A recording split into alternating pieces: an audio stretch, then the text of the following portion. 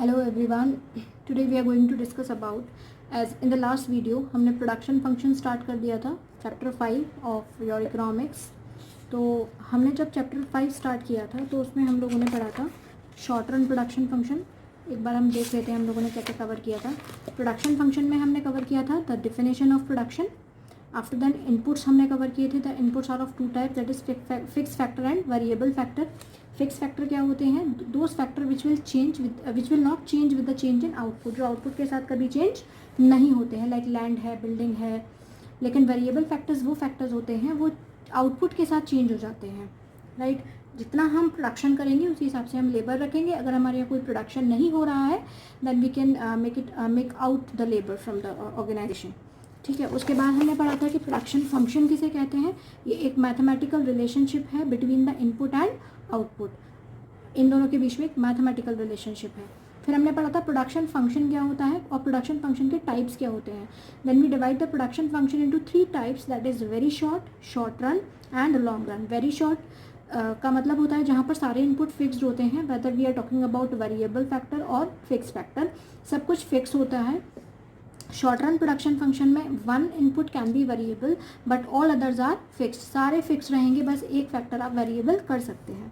और long run production में क्योंकि हमारे पास we have a lot of time to transfer our unit from one place to another, so यहाँ पर आपके जितने भी इनपुट्स होते हैं वो सारे वेरिएबल होते हैं, चेंज हो सकते हैं, whether we are talking about fix factor और वेरिएबल फैक्टर। तो हमें जो चैप्टर में मेनली पढ़ना है that is short run production function, ठीक है। तो आज हम फिर उसके बाद हमने बात की थी, आपको बताया था मैंने एक न्यूमेरिकल सॉल्व करके कि फिक्स फैक्टर हमारा फिक्स ही रहेगा। शॉर्ट रन में हमने डिस्कशन किया था कुछ। उसके बाद वेरिएबल फैक्टर्स कुछ रखे थे आपके सामने कि जब एक भी लेबर नहीं थी तो प्रोडक्शन कितना हो रहा था 0, जब एक और लेबर बढ़ाई उसी सेम लैंड पर तो प्रोडक्शन कितना हुआ 2, जब दूसरी लेबर आई उसी सेम लैंड पर तो प्रोडक्शन हुआ 6। इस तरीके से पहले वो इंक्रीज़ हुआ, फिर वो इंक्रीज़ तो हुआ but at diminishing rate, after than it will become negative, वो नेगेटिव होना स्टार्ट हो गया। उसके बाद हमने एमपी फाइंड आउट करना बताया था कि मार्जिनल प्रोडक्ट क्या होता है। Whatever the additional product we are getting that is called marginal product. और एवरेज प्रोडक्ट हमने बताया था जो आपकी टोटल प्रोडक्ट होता है divided by variable factor, we can find out average product, right.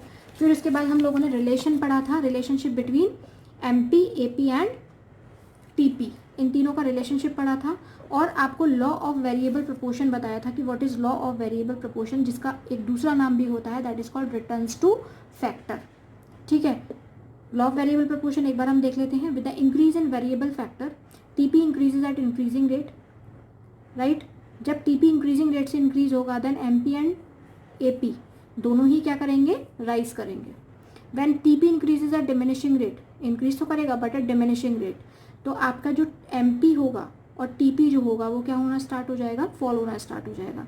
When TP is at maximum then we can say that MP become 0 and when TP fall then AP and MP also falls. This is called law of variable proportion. तो हमने short run में ये बात कर ली थी और आज हम डिस्कशन जो करने वाले हैं कि ये इंक्रीजिंग रेट से स्टार्टिंग में क्यों बढ़ता है, क्या रीज़न है इनके कि TP increases at increasing rate, TP increases but at diminishing rate, TP falls, why is it so, ये ऐसा होता क्यों है। आज हम उनके रीजंस पढ़ेंगे, कॉजेज पढ़ेंगे, राइट। तो हम स्टार्ट करते हैं। आपको पता है कि आपका जो लॉ ऑफ वेरिएबल प्रपोर्शन है, law of variable proportion, law of variable proportion में या फिर हम इसको क्या बोल सकते हैं, रिटर्न्स टू फैक्टर, ठीक है। रिटर्न्स टू फैक्टर या वेरिएबल प्रपोर्शन में कितनी स्टेजेस होती हैं, 3 स्टेजेस के बारे में हम लोगों ने पढ़ा था। पहली स्टेज होती है इंक्रीजिंग स्टेज या इंक्रीजिंग रिटर्न्स टू फैक्टर भी बोल सकते हैं इसको, इंक्रीजिंग रिटर्न्स टू फैक्टर। क्यों बोला भाई हम लोगों ने, क्योंकि यहाँ पर इंक्रीजिंग रेट से बढ़ रहा है, राइट। दूसरा जो आपका फैक्टर होता है वो क्या होता है, डिमिनिशिंग रिटर्न्स टू फैक्टर, ठीक है, इसलिए हमने इसको ऐसे बनाया। तो पहली स्टेज का नाम क्या हो गया, इंक्रीजिंग रिटर्न्स टू फैक्टर। दूसरी स्टेज आती है हमारी सेकंड स्टेज या सेकंड फेज भी बोल सकते हैं हम इसको, वो होती है diminishing returns to factor.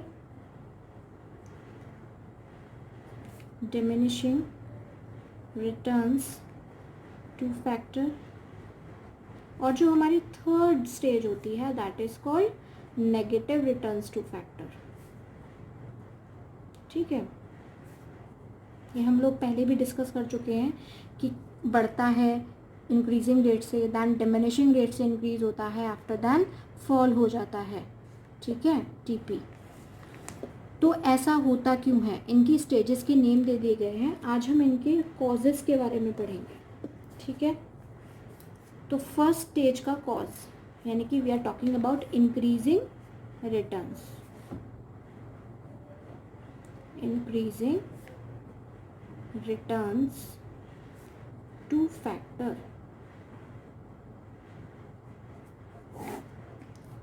Causes, ठीक है, हम लोग कॉजेस पढ़ने वाले हैं। ये बढ़ता क्यों है, स्टार्टिंग में प्रोडक्शन हमारा क्यों तेजी से बढ़ता है। तो first cause is better utilisation of fixed factor. जो आपके फिक्स फैक्टर होते हैं ना, फिक्स फैक्टर यानी कि we are talking about the land, building, plant, जो भी आपका फिक्स फैक्टर है। अब क्योंकि वहाँ पर अभी लोग काम नहीं कर रहे थे, जैसे ही हम फर्स्ट पर्सन को लाए, फर्स्ट वेरिएबल फैक्टर को लाए, तो क्या हुआ, आपकी लैंड का, आपकी फिक्स्ड फैक्टर का क्या हो रहा है, यूटिलाइजेशन हो रहा है। ठीक है, तो इसलिए जब पहला बंदा आता है तो उसको बहुत सारा स्पेस मिलता है, आराम से काम कर पाता है। फिर दूसरा आता है, फिर दोनों का काम डिवाइड हो जाता है। तो उससे क्या होता है, हमारा जो फिक्स फैक्टर था, हमारे पास जो लैंड पड़ी हुई थी आइडल, अब वो क्या हो रही है, उसका यूटिलाइजेशन हो रहा है। ठीक है, second one, efficient use of variable factor. अब देखिए, आप फिक्स फैक्टर का तो यूज़ कर ही रहे हैं, साथ साथ आप किसका यूज़ कर रहे हैं, वेरिएबल फैक्टर्स। जो भी आपके पास वेरिएबल फैक्टर्स थे, लेबर थी, वो भी आप उनका क्या कर रहे हैं, एफिशिएंटली यूज़ कर रहे हैं। अपने काम को डिवाइड कर दिया अकॉर्डिंग टू देयर स्पेशलाइजेशन, और काम अच्छे से हो रहा है। तो इसलिए जब काम स्पेशलाइजेशन के अकॉर्डिंग हम डिस्ट्रीब्यूट कर देंगे तो तेज़ी से आपका प्रोडक्शन क्या होगा, इंक्रीज होगा, राइट। और if we are talking about the third reason, तो थर्ड रीज़न क्या होगा, better coordination, better coordination between factors. देखिए, क्योंकि लोग कम हैं अभी, तो फिक्स फैक्टर और वेरिएबल फैक्टर दोनों फैक्टर्स के बीच में कोऑर्डिनेशन कैसा होगा, अच्छा होगा। और जब किसी भी चीज़ में कोऑर्डिनेशन अच्छा होता है then we will get the best result. तो ये तीन कारण हैं जिसके कारण आपका स्टार्टिंग में जो लॉ ऑफ जो रिटर्न्स टू फैक्टर है, या फिर जो हम कह सकते हैं जो आपका प्रोडक्शन है, वो तेज़ी से क्यों बढ़ता है, क्योंकि जो आपके पास फिक्स फैक्टर है उसका आप अच्छे से यूटिलाइजेशन कर रहे हैं, जो आपने वेरिएबल फैक्टर्स मंगाए हैं उनका अच्छे से यूटिलाइजेशन हो रहा है, because the number of people are less that time. और दोनों के बीच में एक अच्छा कोऑर्डिनेशन है, because we have divided the whole work into small units according to the specialization. So when the workers will do the work according to the specialization, then definitely they will achieve their goal. तो हम क्या कहेंगे, coordination बहुत अच्छा होता है, इसलिए हम कहते हैं इसको इंक्रीजिंग रिटर्न्स टू फैक्टर। बहुत तेज़ी से आपका प्रोडक्शन बढ़ गया। तो ये बात हो गई आपकी फर्स्ट स्टेज की। अब देखते हैं सेकंड स्टेज के क्या कॉजेज होते हैं। कि भाई सेकंड स्टेज जो होती है इसमें बढ़ता तो है, डिमिनिशिंग रिटर्न्स टू फैक्टर, बढ़ता तो है बट कैसे रेट से बढ़ता है, डिमिनिशिंग रेट से, कम रेट से बढ़ता है। अब इसके क्या रीजंस हो सकते हैं। पहला रीजन, देखो भाई, अब तक आपके पास एक फिक्स लैंड थी, उस पर लोग काम करने वाले थे, लेकिन अब आपने जब ज़्यादा लोगों को बुलाया तो क्या होगा, over utilisation of fixed factors. आपके जितने भी फिक्स्ड फैक्टर्स हैं उनका क्या होगा, ओवर यूटिलाइजेशन हो जाएगा। भाई पिज़्ज़ा बनाने वाले तो थोड़े से लोग थे, आपकी किचन में थोड़े से लोग आ सकते थे, बट आपने किचन में लोगों को भर लिया, तो यानी कि आपकी किचन का क्या हो रहा है, ओवर यूटिलाइजेशन हो रहा है। और जब भी हम किसी चीज़ का बहुत एक्सेसिव अमाउंट में यूटिलाइजेशन करते हैं तो वो हमेशा हमें नेगेटिव रिजल्ट देती है। रिजल्ट तो देगी वो, but at a diminishing rate. So we can say that here the over capitalisation, पहले आप ऑप्टिमम यूटिलाइजेशन कर रहे थे, लेकिन जैसे जैसे जैसे जैसे वेरिएबल फैक्टर्स इंक्रीज होते गए वैसे ही आपका फिक्स फैक्टर जो था, यानी कि ज़मीन जो थी, लैंड जो थी, उसका ओवर यूटिलाइजेशन होता गया। और ओवर यूटिलाइजेशन इतना हुआ कि फिक्स फैक्टर जो था उसने उसका दम घुटने लगा और उसने कहा कि नहीं, प्रोडक्शन तो मैं कर सकता हूँ, मेरे ऊपर आप प्रोडक्शन करिए, मेरे किचन में आप खाना बनाइए, बट इतने सारे लोग आ जाएंगे तो क्या होगा, किचन में बहुत ज़्यादा कंजस्टेड हो जाएंगे और काम अच्छे से नहीं हो पाएगा। होगा तो सही बट अच्छे से नहीं हो पाएगा। तो इसलिए आपने अपने फिक्स फैक्टर का क्या किया, ओवर यूटिलाइजेशन किया। सेकेंड कॉज है इम्परफेक्ट सब्स्टिट्यूशन। इम्परफेक्ट सब्स्टिट्यूशन, देखिए इम्परफेक्ट सब्स्टिट्यूशन का मतलब पहले आप समझ लीजिए, एक चीज़ को दूसरी चीज़ की जगह यूज़ करना। जैसे कैपिटल है, हम कैपिटल को लेबर की जगह यूज़ कर सकते हैं कि नहीं कर सकते हैं? कर सकते हैं भाई। मान लीजिए आपके पास लेबर नहीं है बट यू हैव मनी, आपके पास पैसा है, तो आप क्या करेंगे, अगर आपको लेबर नहीं मिल रही है तो आप जाएंगे और कहीं से सामान परचेज कर लाएंगे पैसा देकर, लेकिन वो एक लिमिट तक हो सकता है, वो है ना। या फिर आपके पास लेबर है, ठीक है, लेबर कैपिटल की जगह आप लेबर यूज़ कर सकते हैं और लेबर की जगह आप कैपिटल का यूज़ कर सकते हैं, but up to a certain limit. आपके पास पैसा नहीं है, मान लीजिए आपके पास पैसा है सॉरी, लेकिन लेबर नहीं है, तो आप मार्केट में जाएंगे और जो चीज़ आपके मैन्युफैक्चर हो रही है आप मार्केट से लेकर आएंगे और अपने कस्टमर्स की डिमांड को एक लिमिट तक तो पूरा कर पाएंगे, लेकिन जब लिमिट बियॉन्ड हो जाएगी, मतलब एक्सीड कर जाएगी आपकी लिमिट, उस टाइम पर क्या होगा, उस टाइम पर आप कहोगे नहीं भाई मुझे तो लेबर ही चाहिए, मैं खुद का प्रोडक्शन करवाऊंगा क्योंकि मुझे लॉस हो रहा है बाहर से। तो इम्परफेक्ट सब्स्टिट्यूशन का मतलब है कि मोर एंड मोर फैक्टर का मतलब more and more of one factor can not be used in place of other. हम एक फैक्टर की जगह दूसरे फैक्टर का यूज़ नहीं कर सकते हैं। बियॉन्ड द लिमिट, जब एक लिमिट हो जाती है, it is not possible to substitute factor of production. Factor of production को हम सब्स्टिट्यूट नहीं कर सकते और यही कारण होता है एमपी के गिरने का। एमपी फॉल होना क्यों स्टार्ट होता है, क्योंकि इम्परफेक्ट सब्स्टिट्यूशन हो जाता है वहाँ पर, ठीक है। हमें पर्टिकुलर चीज़ ही चाहिए और एक बियॉन्ड लिमिट हो जाएगी जब वो चीज़, तो हम उसका नेगेटिव, उसका रिजल्ट तो आएगा but at a diminishing rate. हम अपनी किचन में लोगों को घुसा रहे हैं, आप किचन में आओ, खाना बनाओ, आप भी आओ, बहुत सारे लोग आते गए, ठीक है। तो हम एक हद तक तो बर्दाश्त करेंगे, एक हद तक तो हमारी किचन बर्दाश्त कर पाएगी कि भाई ठीक है चलो आने दो, लेकिन एक लिमिट जब आएगी तो उस लिमिट में क्या होगा कि आप जरा भी टर्न हो रहे हो तो किसी के हाथ में कुछ सामान लग रहा है तो उसका सामान फैलेगा, गिरेगा, टूटेगा, तो क्या हो रहा है, इम्परफेक्ट सब्स्टिट्यूशन हो रहा है। एक लिमिट के बाद हम आपको अलाउ नहीं करेंगे that you should enter in our kitchen, right. So this is called diminishing returns to factor, this is the cause. ये एक कारण होता है डिमिनिशिंग रिटर्न का, क्योंकि वहाँ पर लोग आते जाते हैं, right. Third one is poor coordination. बहुत खतरनाक कोऑर्डिनेशन होता है, बकवास सा, एकदम बकवास कोऑर्डिनेशन हो जाता है। फर्स्ट में कोऑर्डिनेशन इसलिए होता है क्योंकि वहाँ पर लोग कम होते हैं। जब लोग बहुत ज़्यादा आ जाते हैं और आपके पास एक लिमिटेड सी फिक्स्ड कैपिटल है, फिक्स्ड लैंड है, तो आप क्या करेंगे, कोऑर्डिनेशन क्या हो जाएगा आपका, ख़राब हो जाएगा, पुअर कोऑर्डिनेशन हो जाएगा, ठीक है। तो फर्स्ट इनिशियल स्टेज में तो कोऑर्डिनेशन बहुत अच्छा होता है, लेकिन जैसे ही हम सेकंड फेज़ की तरफ बढ़ते हैं तो कोऑर्डिनेशन हमारा क्या हो जाता है, बेकार हो जाता है, क्योंकि किचन भर गई है पूरी, लोग एक दूसरे को सामान पास नहीं कर पा रहे हैं। तो अगर आप सामान भी पास नहीं कर पा रहे हो, it means the coordination is बकवास, कोऑर्डिनेशन बिल्कुल पुअर है, ठीक है। तो हम ये कह सकते हैं, इसलिए जो आपका एमपी होता है वो फॉल होता है। इस केस में एमपी क्या होता है, फॉल होना, मार्जिनल प्रोडक्टिविटी, प्रोडक्ट क्या होने लग जाता है, फॉल होने लग जाता है, ठीक है। इसके बाद जो आपकी थर्ड स्टेज आती है वो है नेगेटिव रिटर्न्स टू फैक्टर। आपकी थर्ड स्टेज क्या आ गई, नेगेटिव रिटर्न्स, यानी कि भाई एक हद तक तो हमने भर लिया, चलो जैसे भी था प्रोडक्शन कर तो रहे थे, लेकिन अब क्या हुआ, इतने ज़्यादा लोग आ गए कि हम जो सामान बना रहे थे, for example we are cooking the pizza in the kitchen, हम पिज़्ज़ा बना रहे थे किचन में और इतने लोग आ गए कि पिज़्ज़ा जल गया, क्योंकि कोई ध्यान ही नहीं दे पा रहा था उस पर, है ना। हम मुड़ भी नहीं पा रहे थे, हम मूव भी नहीं कर पा रहे थे, तो क्या होगा, आपका पिज़्ज़ा जल जाएगा और आपका प्रोडक्शन डिस्ट्रॉय हो जाएगा, नेगेटिव हो जाएगा, अच्छा होने की बजाय, यानी कि थोड़ा बहुत जो इंक्रीज़ हो रहा था वो भी अब घट कर क्या हो गया, बकवास हो गया। तो हम क्या करते हैं, first fixity of fixed factor. पहली बात, किचन को एक जगह से दूसरी जगह भाई नहीं ले जा सकते हैं, हमारी जो फिक्स फैक्टर है वो फिक्स है, तो लिमिटेड अमाउंट है, उसमें भरे जा रहे हो तो क्या होगा भाई, डाउन हो जाएगा वो तो, ठीक है। तो हमारे जो फिक्स फैक्टर होते हैं वो फिक्स होते हैं, एक जगह होते हैं, उनको हम चेंज नहीं कर सकते, ठीक है।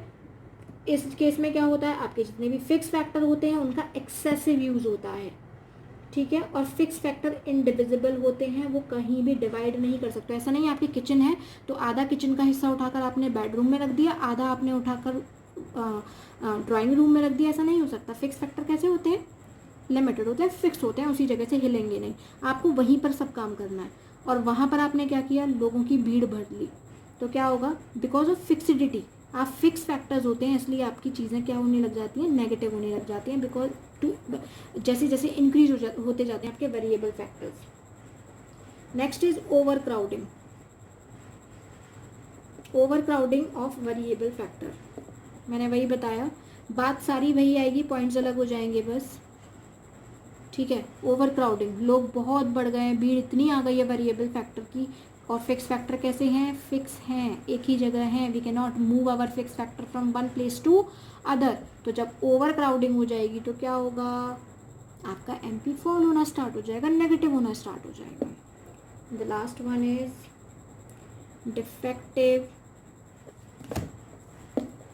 Defective factor ratio. भाई फिक्सिटी ऑफ फैक्टर है, लोग ज़्यादा आ गए हैं, एक छोटी सी ज़मीन है, उसमें इतने लोग भर गए हैं कि क्या हुआ, कि प्रोडक्शन हो ही नहीं पा रहा, लोग गप्पे मार रहे हैं, सफोकेशन हो रही है, परेशानी हो रही है। तो फिक्सिटी ऑफ फैक्टर और ओवर क्राउडिंग की वजह से जो आपका प्रपोर्शन होता है वो कम होता जाता है, प्रोडक्शन बिल्कुल गिरता जाता है और एमपी क्या हो जाता है, नेगेटिव हो जाता है। So these are some of the reason of different phases कि भाई डिमिनिशिंग रिटर्न्स, नेगेटिव रिटर्न्स और इंक्रीजिंग रिटर्न्स के क्या कॉजेज होते हैं। अब हम जो नेक्स्ट बात करने वाले हैं, एक बहुत छोटा सा पॉइंट है, हालांकि देख लेते हैं इसको, ठीक है, चलो कोई नहीं। आपने फैक्टर्स ऑफ प्रोडक्शन में मैंने आपको 3 टाइप के फैक्टर्स ऑफ प्रोडक्शन बताए थे, that is very short run and long run. 3 types के बताए थे। मैंने आपको बताया था वेरी शॉर्ट रन में तो कुछ भी नहीं है, बकवास है, 5 minutes and we have to change our fix factors and variable factors, how can we change. तो वहाँ पर सारे इनपुट्स क्या होते हैं, फिक्स होते हैं, उनमें चेंजेस नहीं हो सकते हैं। शॉर्ट रन में 1 वेरिएबल और बाकी सारे फिक्स। और हमने लॉन्ग रन की जो बात की थी, लॉन्ग रन प्रोडक्शन फंक्शन, कि भाई we have a lot of time, we have enough time to change our fix factor as well as variable factor. हमारे पास बहुत सारा समय है, तो यहाँ पर जितने भी फैक्टर्स होते हैं, all the factors are variable. यहाँ पर जितने भी फैक्टर्स होंगे या इनपुट्स होंगे वो सब क्या होंगे, वेरिएबल होंगे, उनको हम चेंज कर सकते हैं। मेरे पास 5, 10, 12 साल का टाइम है, so that I can change my unit, so that I can change my production place from Hathras to Aligarh, from Aligarh to Mathura. मेरे पास बहुत समय, मैं अपनी ज़मीन को बेचकर यहाँ से कहीं और ज़मीन खरीद के वहाँ प्रोडक्शन शुरू कर सकती हूँ। तो लॉन्ग रन प्रोडक्शन फंक्शन में जितने भी इनपुट्स या फैक्टर्स होते हैं वो सब कैसे होते हैं, वेरिएबल होते हैं, चेंज हो जाते हैं, ठीक है। अब जिस तरीके से हमने शॉर्ट रन में फेसेस पढ़े थे, बस हम इनमें फेसेस का थोड़ा डिस्कशन करेंगे, nothing to worry. Long run में कैसे आपका प्रोडक्शन होता है और किन किन फेसेस में होता है वो आज हम इसमें पढ़ेंगे, राइट। अच्छा, लॉन्ग रन प्रोडक्शन फंक्शन जो होता है, हम इसको एक और दूसरे नाम से जानते हैं, जिसको हम बोलते हैं रिटर्न्स टू स्केल। क्या बोलते हैं इसको, रिटर्न्स टू स्केल। आप कंफ्यूज मत होइएगा अगर आपका एग्ज़ाम में कुछ भी आ जाता है कि रिटर्न्स टू फैक्टर अलग होता है और रिटर्न्स टू स्केल अलग होता है। रिटर्न्स टू फैक्टर की अगर हम बात कर रहे हैं, then we are talking about log variable proportion, we are talking about TP, MP और ये सब, ठीक है। लेकिन यहाँ पर हम किसके बारे में बात कर रहे हैं, यहाँ पर हम बात कर रहे हैं रिटर्न्स टू स्केल, या फिर हम इसको law of returns to scale भी बोलते हैं। तो इसमें 3 स्टेजेस होती हैं बच्चों, जैसे हमने शॉर्ट रन में पढ़ी थी वैसे ही यहाँ पर भी first stage, second stage, third stage होती है। तो first of all we will talk about first stage, जिसको हम इंक्रीजिंग रिटर्न्स टू स्केल बोलते हैं। ठीक है, हम इसको क्या बोलते हैं, इंक्रीजिंग रिटर्न्स टू स्केल। इसमें क्या होता है, देखो मैंने आपको पहले भी बताया था, शॉर्ट रन में 1 वेरिएबल, बाकी सारे फिक्स फैक्टर। यहाँ पे सारे वेरिएबल हैं, चाहे वो फिक्स फैक्टर हो चाहे वो वेरिएबल फैक्टर हो। तो हम बात करते हैं, यहाँ पर सबसे पहले हम लिखेंगे इनपुट्स। ठीक है, हम 2 ही चीज़ लेंगे, इनपुट्स एंड आउटपुट। ठीक है, इनपुट में आप मान लीजिए आप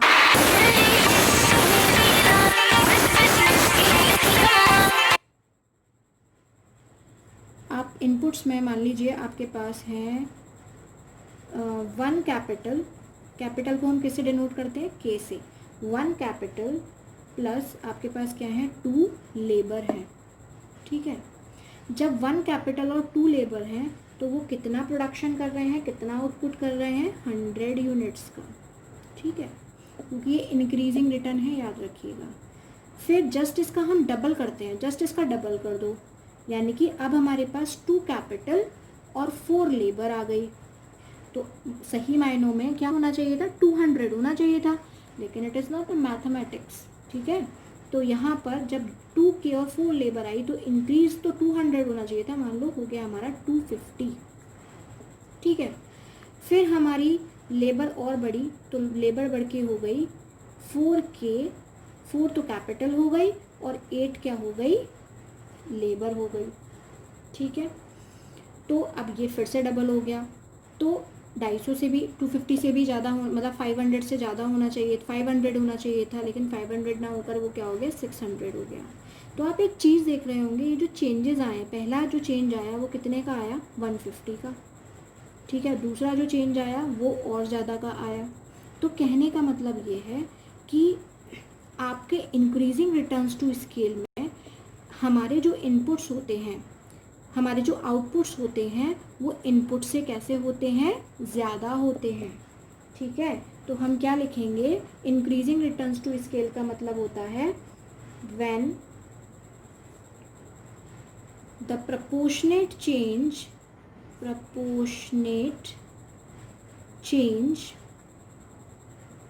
in output is more than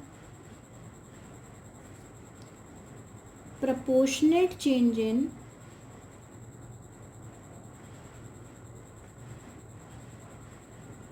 input।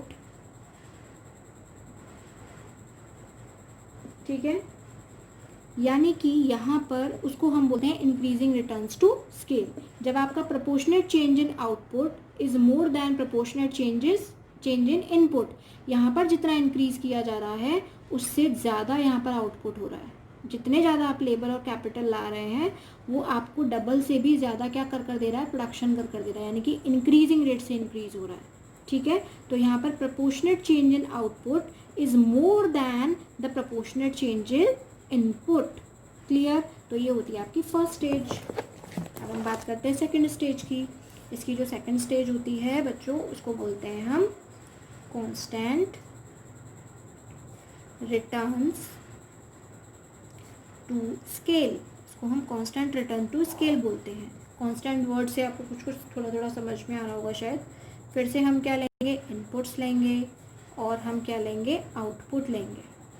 ठीक है, मान लीजिए इनपुट में 1 कैपिटल प्लस 2 लेबर लिया तो प्रोडक्शन हुआ 100। जैसे ही हमने इसको डबल किया 2K प्लस 4 लेबर, तो डबल कांस्टेंट रिटर्न से बढ़ेगा, ये हमेशा ध्यान रखना। तो जैसे ही डबल किया तो ये भी आउटपुट भी क्या हो जाएगा, डबल हो जाएगा। जैसे ही हमने फिर इसको और डबल किया 4K प्लस 8 लेबर, तो ये 200 से बढ़कर कितना हो जाएगा, 300 हो जाएगा। कहने का मतलब ये है कि the proportionate change in output is just equivalent to the proportionate change in input is known as constant return to scale। जितना इनपुट बढ़ाओगे उतना ही आउटपुट बढ़ेगा, जितना इनपुट बढ़ाओगे उतना ही आउटपुट बढ़ेगा, और आउटपुट एक कांस्टेंट रेट से बढ़ेगा। देखो 100 से ही बढ़ रहा है। ठीक है, तो हम इसमें ये लिख सकते हैं कि कांस्टेंट रिटर्न टू स्केल क्या होता है, when proportionate change in output is equal to proportionate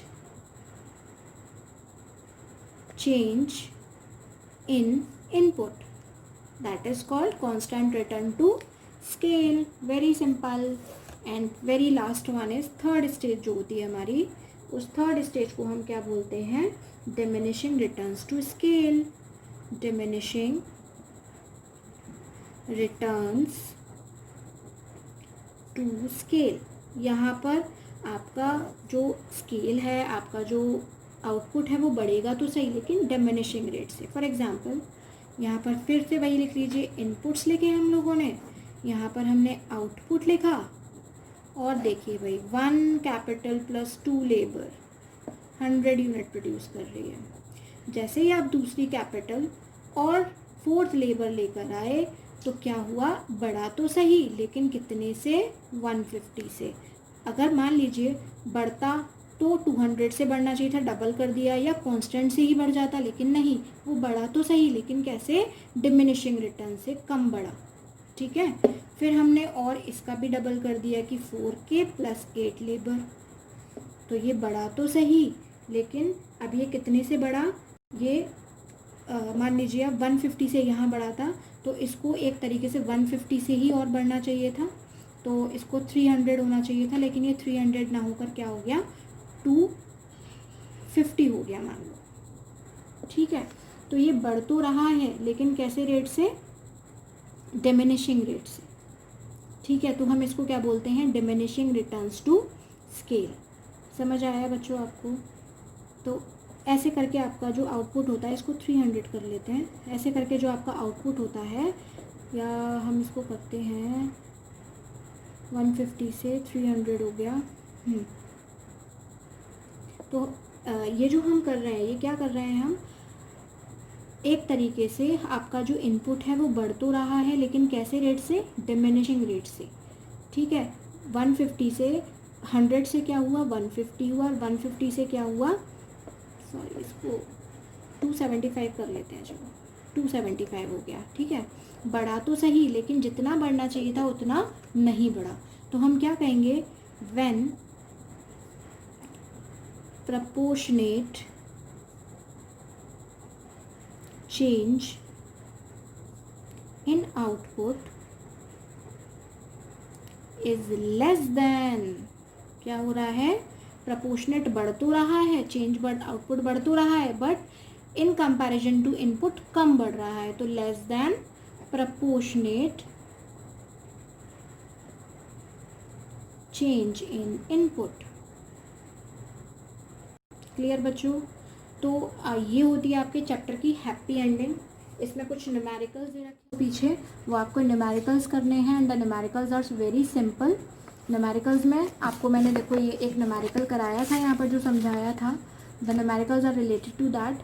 अगर कभी कभी ऐसा होगा कि आपको टीपी नहीं दिया होगा, एपी नहीं दिया होगा, आपको सिर्फ एमपी दिया होगा, तो एमपी से आपको क्या निकालना है, टीपी निकालना है. तो हम क्या करेंगे, ऐड करते जाएंगे. पहला जो आपका एमपी होगा, क्योंकि ये कुछ नहीं है तो 0 हो जाएगा, 0 + 2 2 हो जाएगा, 2 + 4 6 हो जाएगा, 6 + 6 12 हो जाएगा, 12 + 4 16 हो जाएगा. तो इस तरीके से क्या हो जाएगा, एमपी में प्लस करते जाइए तो टोटल प्रोडक्शन आता जाएगा.